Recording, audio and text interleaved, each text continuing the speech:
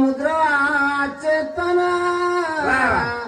ती सदैव अति सन्मान मृदू मंजुळा विनामुन कायापन पुसता मृदू वचनानं विनंती केली. काय विचारते सीता?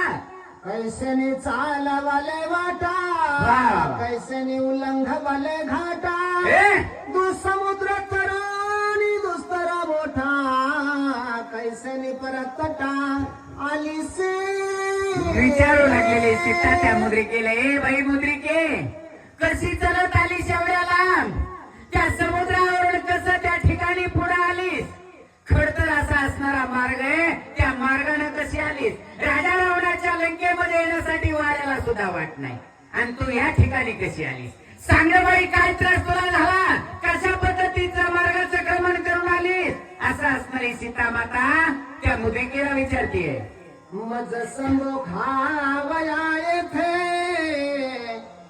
तुझं काय धाडी सिद्ध गुणात ऐसे बोलत बोलत तेथे पडे मूर्छित जानकी. हे मुद्रिके, मला पाहण्यासाठी रामाने तुला पाठवलंय का? कुणाबरोबर आलीस? कशी या ठिकाणी आलीस? काय सांगणारस?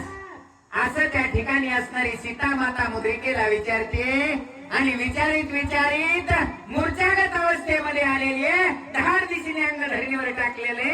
काय होतंय? पडताची मूर्छिता हनुमान झाला शाशंकिता. श्रीराम विरहे अति संतप्त प्राणतिच्छित त्यागिलही.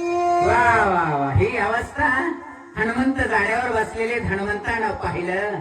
अरे रामाच्या विरहाच्या दुःखामध्ये ही सीता माता एवढी संतप्त झालेली आहे, जसं पाण्यामधून मासा बाहेर काढल्याच्या नंतर तडपड तडपड करून प्राणाचा त्याग करतो, तशा पद्धतीने सीता रामाच्या विरहाचा दुःख या सीतेला सहन होत नाही. आपल्या प्राणाचा त्याग केल्याशिवाय राहणार नाही, आणि जर सीतेने प्राणाचा त्याग केला तर काय होईल पुढं? देखता श्रीराम मुद्रेशी श्रीरामानी माला वनवासी घडोळ हा निश्चय मानसी निज देहासी त्यागिला.